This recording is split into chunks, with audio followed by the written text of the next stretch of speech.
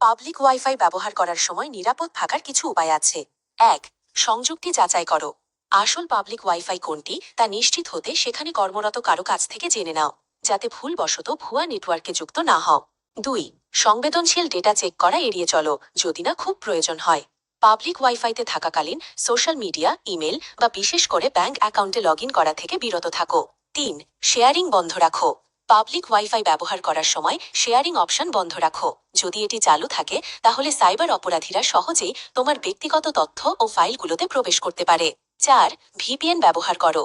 যদি খুব প্রয়োজন হয় সংবেদনশীল তথ্য যেমন ব্যাংক অ্যাকাউন্ট চেক করা, তাহলে ভার্চুয়াল প্রাইভেট নেটওয়ার্ক ভিপিএন ব্যবহার করো।